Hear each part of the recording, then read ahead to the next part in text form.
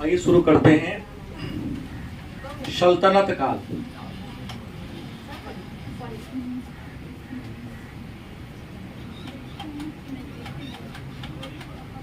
इसको हम दिल्ली सल्तनत भी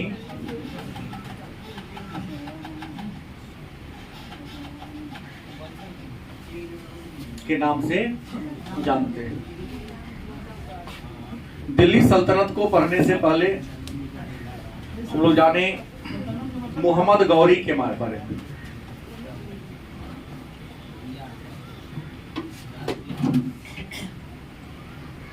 मोहम्मद गौरी, आपने प्रश्न किया सल्तनत का मतलब क्या होता है, तो सल्तनत का मतलब होता है साम्राज्य। सल्तनत का मतलब क्या होता है? साम्राज्य। फिर प्रश्न करिएगा साम्राज्य का मतलब क्या होता है? बड़े राज्य को साम्राज्य कहा जाता है। तो मोहम्मद गौरी, पिछले क्लास में हम लोगों ने कहा था कि मोहम्मद गजनवी के बारे में चर्चा किया था। तो मोहम्मद गजनवी जो गजनी के राजा थे, तो गजनी के अधीन ही एक छोटा सा राज्य था। कौन? गौर। गजनी के अधीन ही एक छोटा सा राज्य क्या था? गौर। उसी गौर का एक राजा थे। कौन?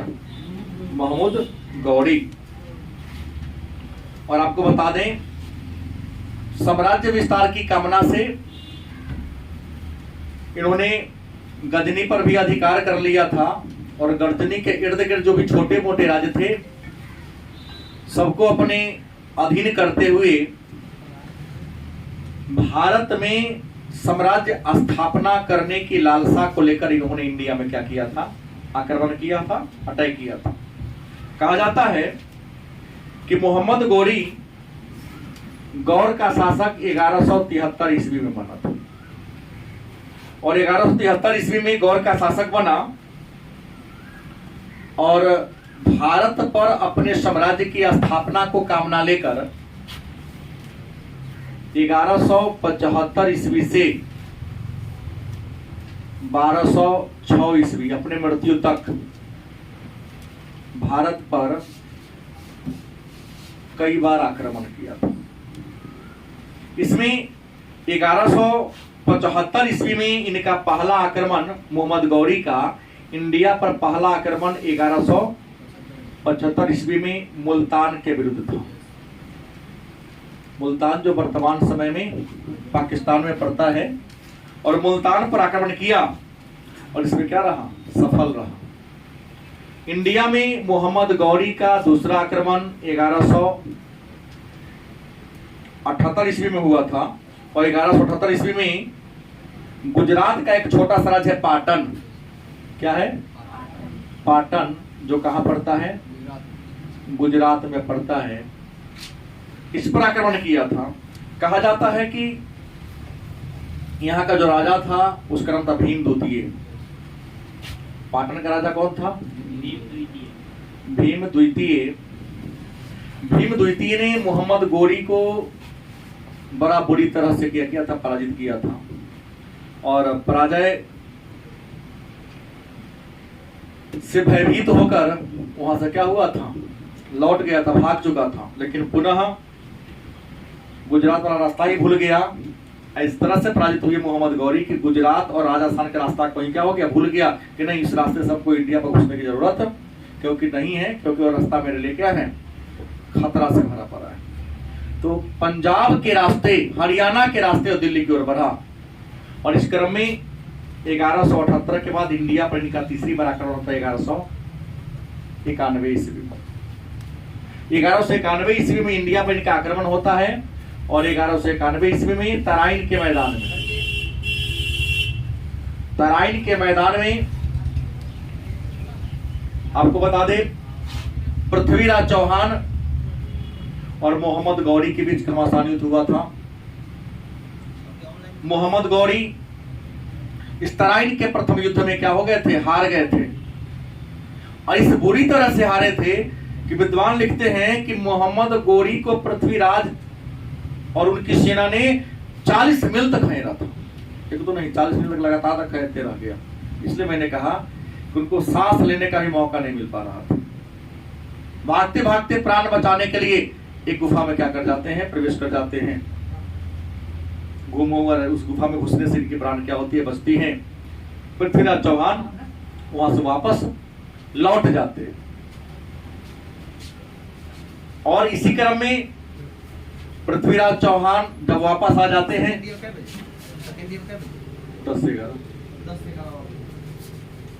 1191 ईस्वी के बाद, पराजित होने के बाद लौटने की कामना लिए रहते हैं। वही मैंने एक चिट्ठी वाली कहानी कहा। चिट्ठी के हौसला देकर इनके अंदर भी हिम्मत आता है और पुनः दिल्ली पर, कन्नौज पर अपना धावा बोलने का प्रयास करते हैं। इसी क्रम में इनकी मुलाकात जयचंद्र से हो जाती है। और जयचंद्र से जब इनकी मुलाकात होती है तो जयचंद्र की सहायता से 1192 ईस्वी में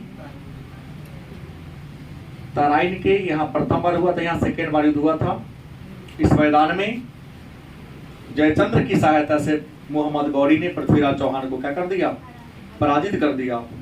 और पराजित करके, बाकी कहानी मैं कह चुका हूं पहले ही, पृथ्वीराज चौहान को बंदी बना लिया जाता है और बंदी बनाकर उनकी आंख को निकाल लिया जाता है।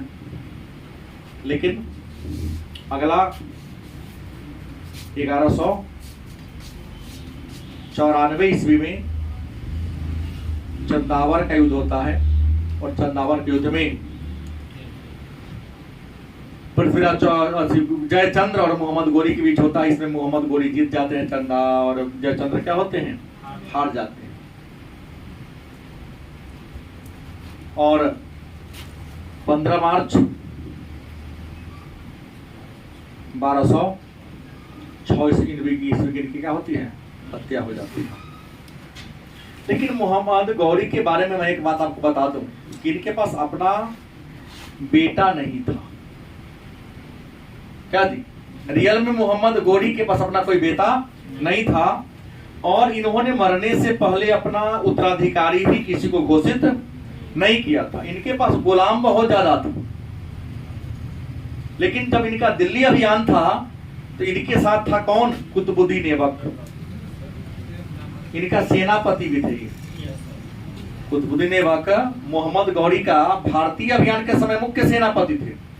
लेकिन मोहम्मद गौरी जिन जिन क्षेत्रों को जीता वहां का प्रशासक अपने गुलाम को ही बना दिया। इनके गुलामों में 3 गुलाम इनका फेमस था। एक था कुबाचा,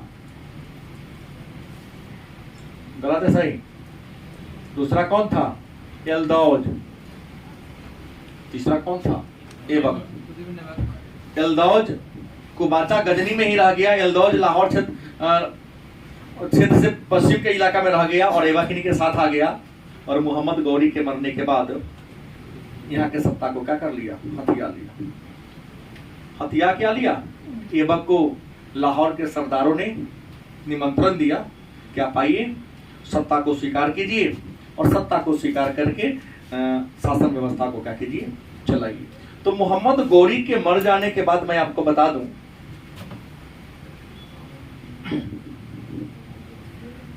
हमने कहा मोहम्मद गौरी के मर जाने के बाद इनका एक गुलाम था। गुलाम का नाम था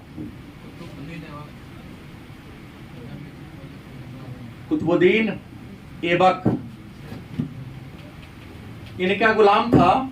लाहौर के सरदारों ने इन्हें क्या किया, बुलाया और बुला करके लाहौर के राज सिंहासन पर क्या कर देता है, पहले बैठे हो, आधा घंटा सरदार पर क्या कर दिया, बैठाया।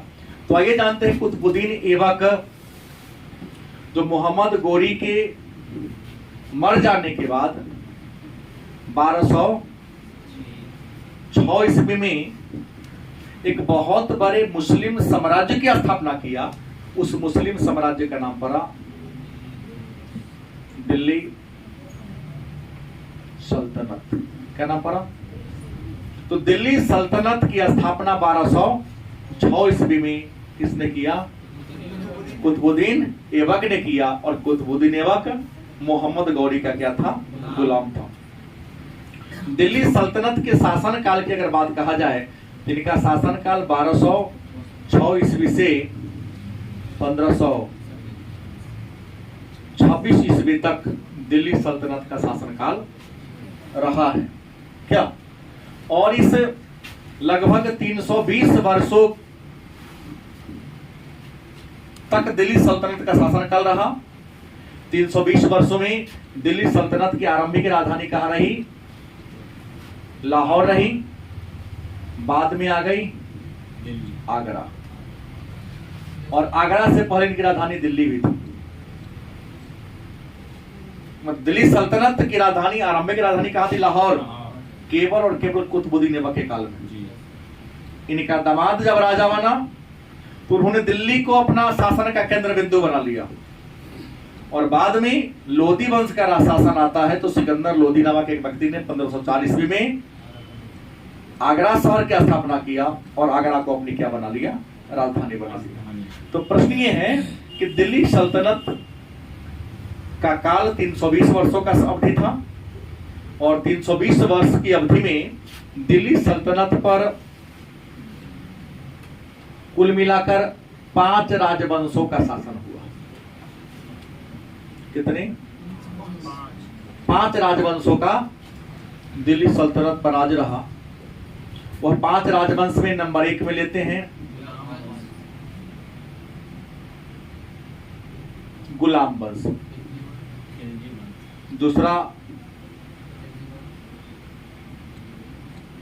खिलजी वंश, तीसरा तुगलक वंश, उसके बाद आता है सैयद वंश, और अंत में आता है लोधी वंश। मतलब दिल्ली सल्तनत जिसका शासनकाल 1206 ईस्वी से 1526 ईस्वी अर्थात 320 वर्षों का काल था, अवधि थी। और यह हिंदुस्तान में पहला मुस्लिम सल्तनत, पहला मुस्लिम साम्राज्य था। 320 वर्षों तक इनकी अवधि रही। 5 राजवंशों ने राज किया। पहले अगर हम गुलाम वंश की बात करें तो गुलाम वंश का शासनकाल 1206 ईस्वी से, क्या दिक्कत है? नहीं तो यहाँ दिल्ली सल्तनत होगा, मुगल काल हो गया, वो एक अलग है। ये तुर्क थे और मंगोल थे, ये मुसलमान ही, लेकिन दोनों क्या था? अलग अलग परिपाटी के, अलग अलग परंपरा के थे। तो गुलाम वंश के शासन काल की बात करें तो गुलाम वंश का शासन काल कब से कब तक रहा? 1290 ईस्वी तक। 1209 ईस्वी में जलालुद्दीन फिरोज खिलजी ने गुलाम वंश के अंतिम राजा शमसुद्दीन क्योमर्स की हत्या कर दिया। कमजोर राजा था, हत्या कर दिया, और हत्या करके गुलाम वंश के जगह पर किस वंश की स्थापना किया?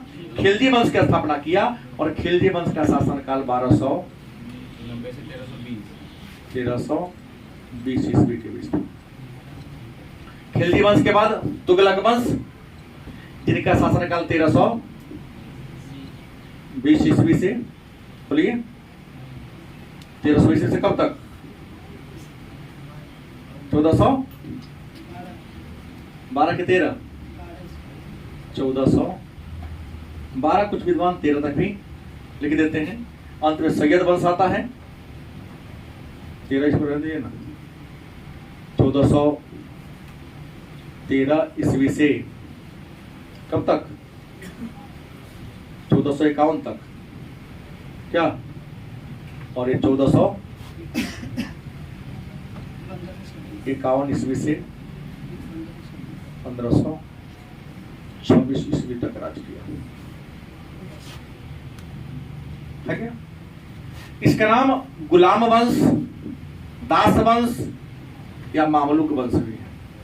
गुलाम वंश के बारे में बता दूं कि गुलाम वंश को दास वंश भी कहा जाता है, या मामलुक वंश भी कहा जाता है। नाम गुलाम वंश इसलिए पड़ा क्योंकि इस वंश में जो भी राजा हुए सब किसी न किसी के गुलाम ही थे। अपनी योग्यता के बल पर दासता से क्या हो गए थे? मुक्त हो गए। गुलामी से वो क्या हो गए थे? मुक्त हो गए थे, और स्वतंत्र शासक के रूप में काम करना शुरू किया था। या तो मुक्त हो गए थे या इन्हें मुक्त कर दिया गया था। दास और गुलाम में कोई अंतर नहीं होता है। मामलुक का मतलब होता है स्वतंत्र माता पिता से उत्पन्न संतान। इस वंश के जो राजा थे, पूछेगा अगर बाप कौन था मतारी कौन था, विद्वानों स्पष्ट नहीं लिख पाते हैं।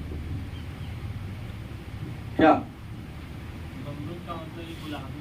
मामलुक का मतलब गुलाम होता मतलब, लेकिन स्वतंत्र माता पिता जिनका कोई ठौर ठिकाना नहीं था। और गुलाम वंश को हम 3 भागों में बांटकर आजान बताएंगे आपको। गुलाम वंश पर के अंदर भी 3 अलग अलग वंश था ना। गुलाम वंश की अलग बात है कि सभी राजा क्या थे, गुलाम थे, लेकिन गुलाम वंश के सभी राजा गुलाम होने के साथ साथ कुछ अपनी अलग इनकी क्या थी, परंपरा थी।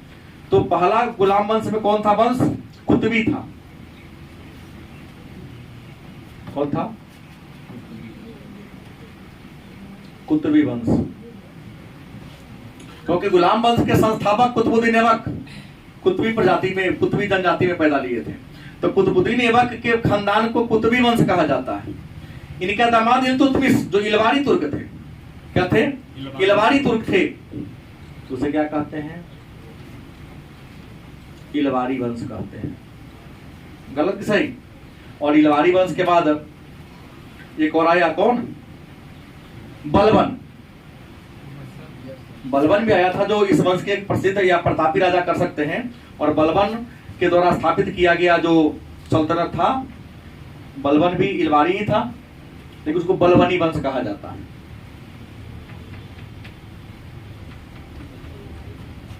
तो है सारा गुलाम ही, इसलिए गुलाम वंश कहते हैं। लेकिन कुतबी, इलवारी और बलबनी 3 वंश के राजाओं ने क्या किया था, गुलाम वंश में राज किया था। तो आइए हम कुल मिलाकर के आज गुलाम वंश के सभी राजा के बारे में प्रयास करेंगे चर्चा करने का। ठीक है, तुमको गैस लेना है कि अभी देना है, कोई काम नहीं ना, आधा घंटा बैठो तो जो गलत समय पर आई नहीं आते से तो ये कर देते, सब बैठे तो आने तो पढ़ाई हो रहा है। आइए हम सबसे पहले चर्चा करेंगे किस वंश के बारे में, गुलाम वंश के बारे में। गुलाम वंश का अन्य नाम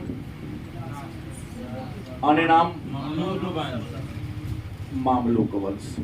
इस वंश का शासनकाल 1206 से 1290 ईस्वी तक। इस वंश के संस्थापक कुतुबुद्दीन ऐबक।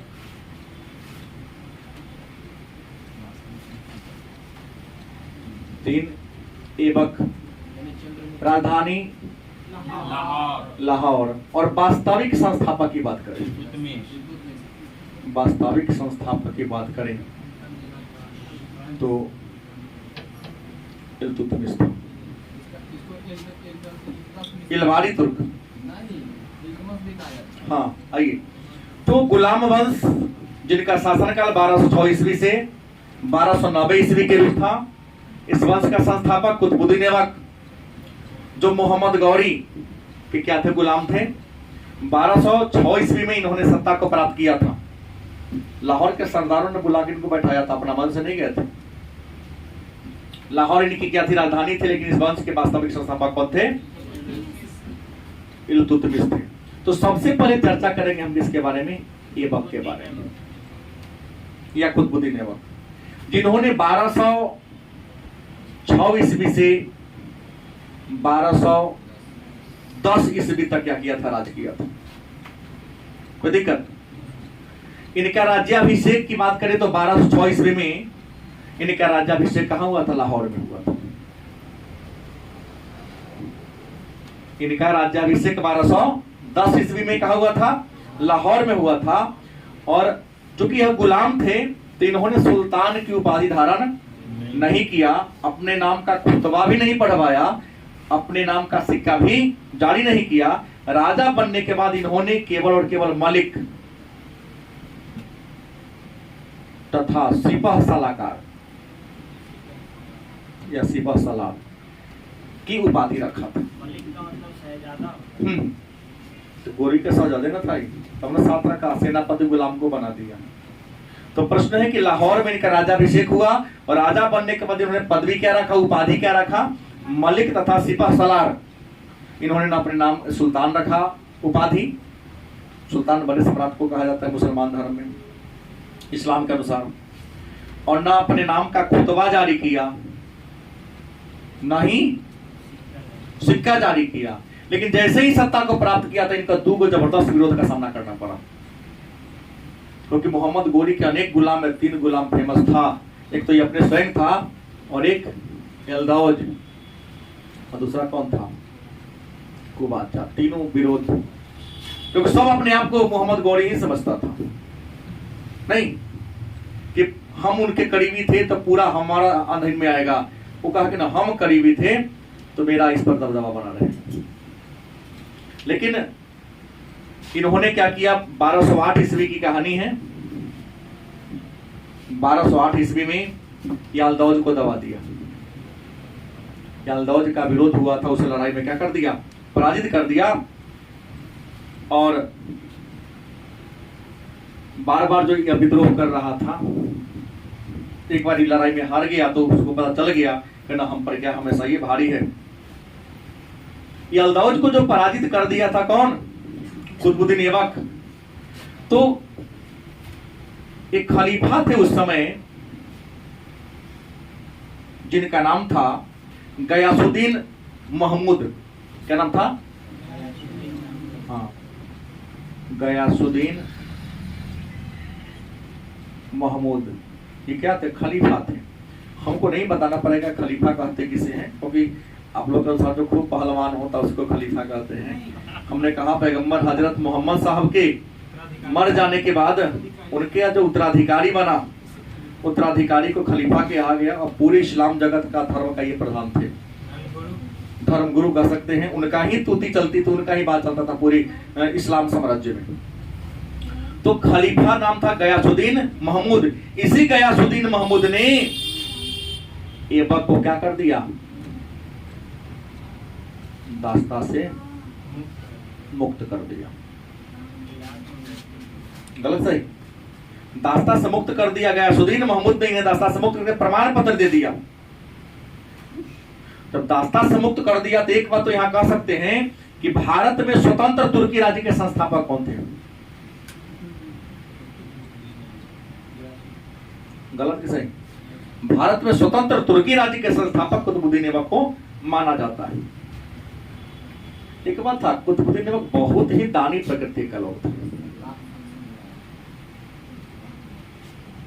गरीब तो पहले था ही, गुलाम था तो स्थिति कैसी रहेगी वो आप समझ रहे हैं। योग्यता के बल पर आगे पहुंच गया, वो अलग बात है।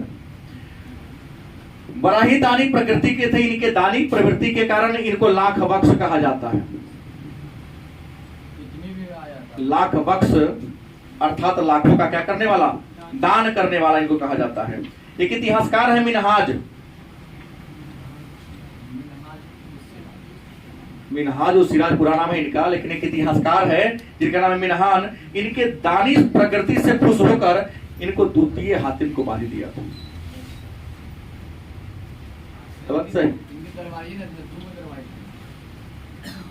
मिनहाज उस सिराज नामक एक इतिहासकार ने कुतुबुद्दीन ऐबक के दानी स्वभाव को देखकर, उनके उदार प्रकृति को देखकर इन्हें क्या किया था, द्वितीय हातिम। क्योंकि हातिम भी गरीबों का मसीहा ही थे, वो हमेशा दीन दुखियों की सहायता में लगा रहते थे। सेम कंडीशन यही थे, दीन दुखियों की हमेशा हेल्प करते थे, इसलिए इनको द्वितीय हातिम कह दिया गया। कहा जाता है इनके दरबार में कुछ विद्वान रहते थे, और इनके दरबार में रहने वाले जो विद्वान थे, पहला तो मिनहाज सिराज ले सकते हैं। सिराज शॉर्ट नाम लिखा मैंने, सिराज का मतलब हो गया मिनहाज उस सिराज, इनके दरबार में रहते थे। इसके अलावा कुतुबी शॉर्ट नाम कौन था, निजाम उतबी। इसके अलावा अन्य बहुत सारे विद्वान थे, लेकिन ये विद्वान इनके दरबार के क्या थे, बहुत प्रसिद्ध थे, जो इतिहास और अन्य क्षेत्र में विशेषता को प्राप्त किया था। कहा जाता है कि ऐबक ने कुछ काम भी किया था। ऐबक ने काम क्या किया था, तो दिल्ली में कुबत उल इस्लाम मस्जिद ना, कुब्बत उल इस्लाम मस्जिद कहाँ है? पुरानी दिल्ली में। पुरानी दिल्ली में, ठीक बात है। तो कुब्बत उल इस्लाम मस्जिद जो दिल्ली में है, इसका निर्माण कुतुबुद्दीन ऐबक ने कराया था। और अजमेर में, कहा? अजमेर में ऐबक ने ही एक और मस्जिद बनवाया था, नाम है 2.5 दिन का झोपड़ा।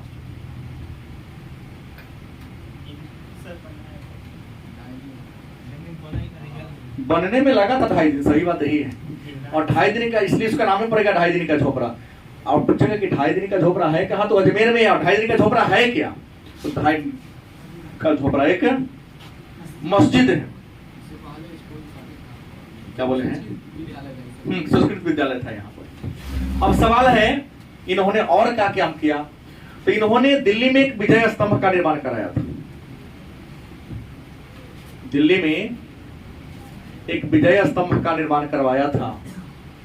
वह विजय स्तंभ जो था एक सूफी संत के नाम पर बनवाया था।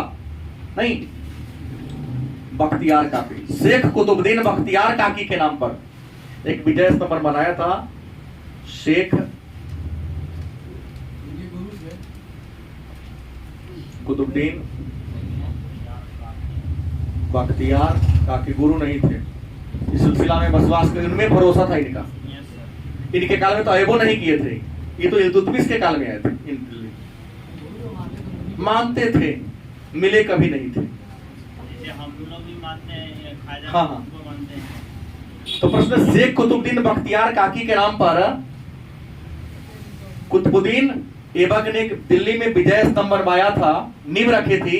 उसका नाम क्या है? कुतुब मीनार। और कुतुब मीनार की इन्होंने केवल नींव रखी थी। क्या रखी थी? और यह 5 मंजिला इमारत है। कितना मंजिला है? 5 मंजिला इमारत है और 72.5 मीटर ही है। और यह ईंट और पत्थर का बना हुआ है। नहीं, ये मीनार बना था कुतुब मीनार, दिल्ली के मेहरौली में है। कहाँ है? मेहरौली नामक स्थान पर है। इसी कुतुब मीनार के प्रवेश द्वार का नाम है अलाई दरवाजा। एक कुतुब मीनार के प्रवेश द्वार का नाम क्या है? अलाई दरवाजा। आपको बता दें, इसको पूरा कराया था इनका दामाद इल्तुतमिश ने, लेकिन सत्ता का सुख अधिक दिनों तक भोग नहीं सके। 1210 ईस्वी की कहानी है। लाहौर में, कहा? चौगान खेल रहे थे। चौगान को आप पोलो भी कह सकते हैं। इसमें होता क्या है कि घोड़ा पर चढ़कर, जैसे देखिए बैट होता है, बॉल को घोड़ा पर दौड़ रहा है या हाथ से मारना होता है, और एक गड्ढा होता है उसमें डालना होता है। बैलेंस गड़बड़ाया, घोड़ा तेजी में दौड़ रहा था, घोड़ा पर से क्या होते हैं? गिर जाते हैं, और गिरने के बाद इनकी क्या होती है? मृत्यु हो जाती है। तो लाहौर में 1210 ईस्वी में चौगान खेलते समय क्या होती है? मृत्यु हो जाती है। तो इनका कब्र कहाँ है? लाहौर में ही इनको क्या कर दिया गया? दफना दिया जाता है। इसलिए नहीं कहा जा सकता है। ऐसे काहे कह दिए थे भैया? इतना कौन किताब में दिया है कि लाहौर को राजधानी बनाएंगे तो हम संस्थापक न कहेंगे? ये तर्क उचित है क्या? नहीं। अपने साम्राज्य को शक्तिशाली बनाया था इल्तुतमिश ने बनाया था, एक सुदृढ़ीकरण प्रदान किया था। इनको हमेशा खतरा बना रहा, उसने सारे खतरा को खत्म कर दिया था। राजधानी के नाम पर किसको ये मत कहिए, किसको ये कहेंगे। हाँ, वास्तव में उनको मजबूती करने का जो प्रदान किया था, एक राजनीतिक सीमांकन करने का जो काम किया था, इनके दामाद ने किया था। इनके साम्राज्य पर हमेशा इनके विरोधियों का दबदबा था, लेकिन जब इल्तुतमिश बन गया तो सारे विरोधियों को क्या कर दिया? दमन कर दिया। सबसे महत्वपूर्ण बात कि इल्तुतमिश को खलीफा से खिल्लत मिल गई थी। ये तो अपना नाम कर पहले ही बोल दिया था, सिक्का जारी किया ना, सुल्तान के पद धारण किया। वास्तविक ना मान ली, उसने तो अपने नाम का सिक्का भी जारी किया। क्या जी? अपने नाम का खुतबा भी पढ़वाने का काम किया था। और अपने विरोधियों को दमन करने के लिए एक से बढ़कर एक नीति। कोई नीति देखे कहाँ है? नीति तो था ही नहीं इनका, तो मैं पढ़ाऊं क्या? बस तो मर जाते हैं। कहा जाता है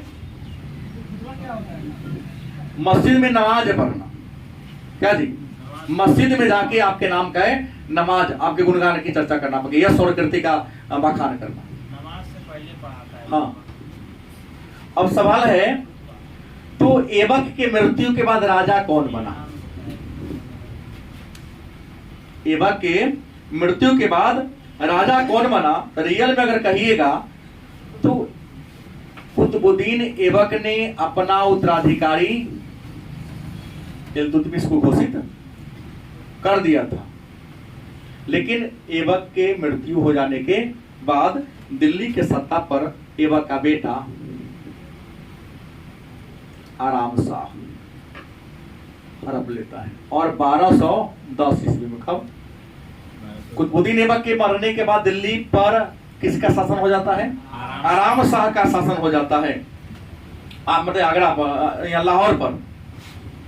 लेकिन आराम शाह विलासी प्रकृति का था, राजा बनने के अंदर कोई काबिलियत नहीं थी।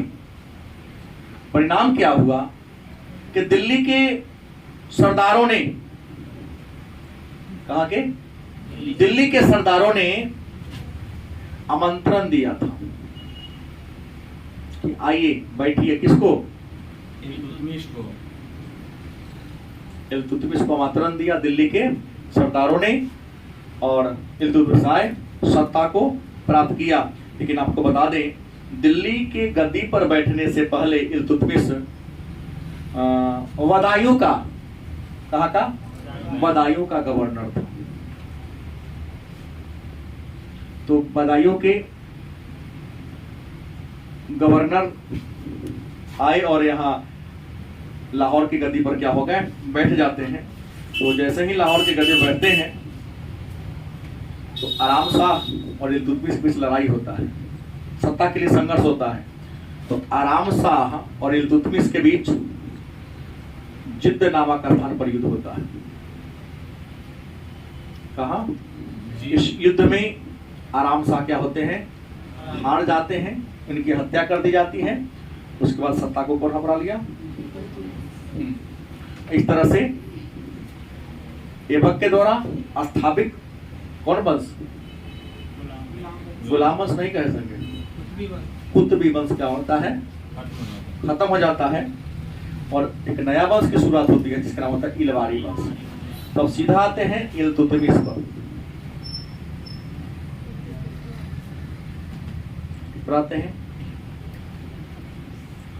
हमने कहा इल्तुतमिश जिनका शासन काल था 1210 ईस्वी से 1236 ईस्वी तक था।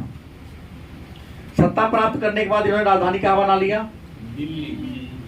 दिल्ली को इन्होंने राजधानी प्राप्त किया था, और सत्ता इन्होंने दिल्ली के सरदारों की सहायता से प्राप्त किया था। दिल्ली के सरदारों के सहायता से ही इन्होंने सत्ता को प्राप्त किया था।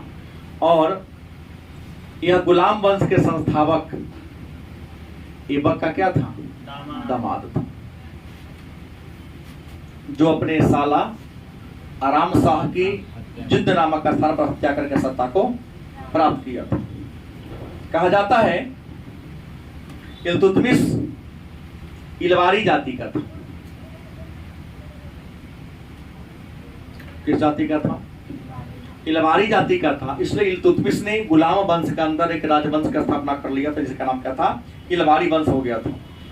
कहा जाता है कि रियल में यह भी गुलाम थे। क्या थे ये? गुलाम थे। और ये किसके गुलाम थे? गौरी के गुलाम थे। इल्तुतमिश किसके गुलाम थे? मोहम्मद गौरी के गुलाम थे। और मोहम्मद गौरी ने इन्हें गुलामी से, दास्ता से क्या कर दिया था? मुक्त कर दिया था। 1205 से 6 की कहानी है कि गौरी ने इनको दास्ता से मुक्त कर दिया। क्यों मुक्त कर दिया? तो आपको 1205-6 ईस्वी के आसपास की कहानी है कि खोखरों के साथ युद्ध हुआ था।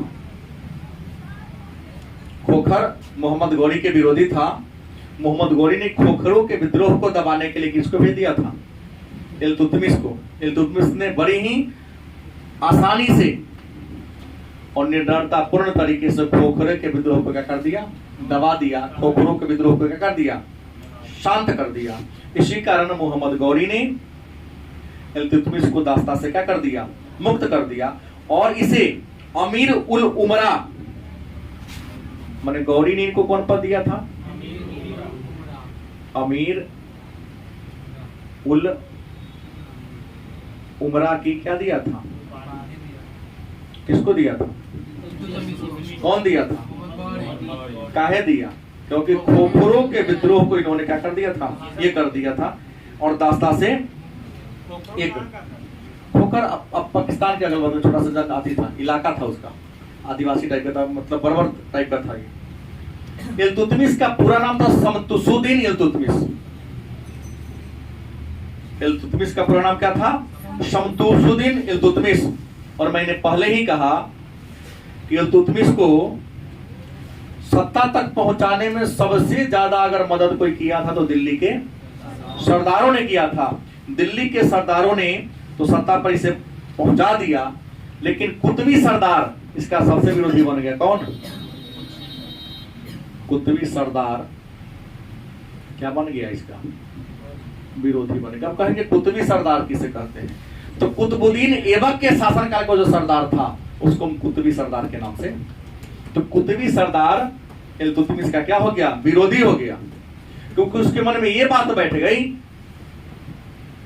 कि बेटा को राजा नहीं बना और दामाद राजा बन गया, मतलब कहीं परंपरा ना हमारे खानदान में जाए कि हमारे बेटा को भी आने वाला लोग हटा देगा, दामाद ही सत्ता को क्या कर लेगा, हड़प लेगा। तो कुतुबुद्दीन ऐबक के शासन काल के जो सरदार थे जिनको कुतबी सरदार कहते हैं, कुतबी सरदार इसका क्या हो गया, विरोधी हो गया। कुतबी के अलावे इनका विरोध और किया था कौन, मोइजी सरदार, मोइजी सरदार। तो कुतबी सरदार और मोइजी सरदार ने इल्तुतमिश का क्या किया, विरोध किया। तो कहेंगे मोइजी सरदार किसे कहते, तो मोहम्मद गोरी के काल के जो सरदार थे, कुतुबुद्दीन ऐबक के काल के सरदार को कुतबी सरदार, और मोहम्मद गोरी के समय के जो सरदार थे उसको हम मोइजी सरदार कहते हैं। तो इन कुतबी और मोइजी सरदार पर नियंत्रण करने के लिए, इनके विरोध का दमन करने के लिए दिल्ली के 40 सरदारों को मिलाकर एक समूह बनाया था। मतलब 40 सरदारों का क्या था, एक समूह था, जिसको शॉर्टकट में आप लोग पढ़े होंगे 40। क्या पढ़े होंगे, क्यों बनाया, ताकि कुतबी और मोइजी सरदारों का दमन किया जा सके, उनके प्रभाव को घटाया। इनके प्रभाव को घटाने के लिए ही 40 सरदारों को मिलाकर एक समूह बनाया, जिसे तुर्कान ए चहलगानी क्या कहते हैं, तुर्कान ए चहलगानी संक्षेप में 40 के नाम से जानते हैं। आपको बता दें, अगला इल्तुतमिश का एक विरोधी बढ़ गया। वह विरोधी था यालदौज। कौन था, तो लाहौर का क्या, लाहौर गजनी का शासक था। यालदौज ने इल्तुतमिश पर क्या कर दिया, अटैक कर दिया। और यह कहानी कब की है, 1216 की है। कब की है, 1216 ईस्वी की कहानी है कि यालदौज ने, गजनी का सूबेदार यालदौज इल्तुतमिश पर क्या कर देता है, अटैक कर देता है, हमला कर देता है। यालदौज और इल्तुतमिश के बीच घमासान युद्ध होता है। इल्तुतमिश ने यालदौज को क्या कर दिया, हरा दिया, और हरा करके कहाँ भेज दिया, बदायूं भेज दिया। कहा कि अगर जिंदा रहना है तो जहां कहते वहीं जाके रहो, तब बेवजह में क्या होगे, मारे जाओगे। जब यालदौज को पराजित कर दिया तो मोहम्मद गोरी का एक और गुलाम था, नाम था कुबाचा। क्या नाम था, कुबाचा ने भी 1217 ईस्वी में इल्तुतमिश पर क्या कर दिया, आक्रमण कर दिया। और इन्होंने कुबाचा के विद्रोह को भी क्या कर दिया, दबा दिया, और दबा कर लड़ाई में हरा दिया, और हराकर उसको भागने पर क्या कर दिया था, मजबूर कर दिया था। और अंत में कहा जाता है कि कुबाचा देखा कि हमको भी पकड़ेगा तो कहीं ने कुछ अपना घंटा कर संधु नदी में जाकर क्या हो गया, कूद गया और डूब के ही मर गया, हाथ उसके नहीं आया। आपको बता दें इल्तुतमिश के शासन काल में एक और घटना घटी थी, उम्मीद है आपको हम पहले भी पढ़ा चुके हैं। 1220 से इसकी कहानी है। 1220 से 21 ईस्वी की कहानी है। तेमुजीन का नाम आपने सुना होगा। चंगेज खान का रियल नाम तेमुजीन ही था। चंगेज खान तो उनकी क्या थी, उपाधि थी। उनका एक विद्रोही सरदार उनका नहीं था, अन्य कोई था, लेकिन वो इसको विद्रोही मानते थे, अपना दुश्मन मानते थे। चंगेज खान का एक विरोधी थे, दुश्मन थे, नाम था जलालुद्दीन मंगलवर्णी। क्या नाम था? जलालुद्दीन मंगलवर्णी। षड्यंत्र का शिकार हो गए थे। हालांकि जलालुद्दीन मंगलवर्णी तेमुजीन पर कई गुना भारी था। 11 के इतिहास में या विश्व के इतिहास इसी के बारे में चर्चा है, तो करना है भी पार्ट में है। तो चंगेज खान इसका पीछा करते करते सिंधु नदी के किनारे आ गया था। चंगेज खान के खौफ को सब जानता था कि उसके शत्रु को पनाह देने का मतलब है कि अपना विनाश कर लेना। सिंधु नदी के किनारे जलालुद्दीन मंगलवर्णी आया और इल्तुतमिश से क्या मांगी थी? सहायता मांगी थी कि आप हमें अपने राज्य में क्या करने दो, प्रवेश करने दो। लेकिन इल्तुतमिश होशियारी से काम लिया। राजनीति में ये सब देखा जाता है, इसलिए जब कभी कभी बड़ा बड़ा युद्ध होता है तो कुछ लोग चुप्पी साध देते हैं। नहीं, जैसे यूक्रेन हो चाहे किसी देश में लड़ाई होता है तो कुछ ऐसे देश हैं ना यस बोलेगा पेंडुलम हो जाता है। तो सोचता है कहीं यस बोले तो फिर उनका दुश्मन हो जाएगा, और नो बोलेंगे तो ये हो जाएगा। इससे अच्छा क्या है, चुप्पी साध लो। तो इल्तुतमिश देखा कि हमको शासन करना है कि किसी से दुश्मनी लेना, ऐसे ही मेरे पास दुश्मन क्या कम है, अपने ही दुश्मन है तो गैरों को दुश्मन क्यों बनाने जाऊं। जलालुद्दीन मंगलवर्णी का सहयोग नहीं किया और कहा जाता है जलालुद्दीन मंगलवर्णी भी नदी में क्या हो गया था, कूद गया, घोड़े को छड़पा दिया नदी में समंदर में। और उसके माध्यम से फारस की खाड़ी में गया, निकला कि मर गया कौन जानता है, मर ही गया होगा। उसके बाद की कहानी पता नहीं। इल्तुतमिश सत्ता प्राप्त करने के बाद दिल्ली को राजधानी बनाया और इल्तुतमिश जो था ना यह साम्राज्यवादी प्रतिकृति का था। क्या था? यह चाहता था कि मेरा साम्राज्य बहुत बड़ा हो, संपूर्ण उत्तर भारत भी हमारे साम्राज्य के अधीन आ जाए। इसलिए इन्होंने 1225 में बंगाल को जीत लिया, 1226 में रणथंभौर को जीत लिया, 31 में ग्वालियर को जीत लिया, 34 में उज्जैन को जीत लिया, 1235 में भिलसा पर क्या कर लिया था, आक्रमण कर लिया। लेकिन कहा जाता है इनको घातक लड़ाई लड़ते लड़ते शरीर में क्या हो गया, बीमारी हो गया, रोग हो गया, और बीमारी से इल्तुतमिश की 1236 में क्या होती है, मृत्यु हो जाती है। किसी लड़ाई में या युद्ध के मैदान में इनकी मृत्यु नहीं हुई, बीमारी के कारण क्या हो गई थी, इनकी मृत्यु हो गई थी। कहा जाता है कि इल्तुतमिश को 1229 ईस्वी की कहानी है।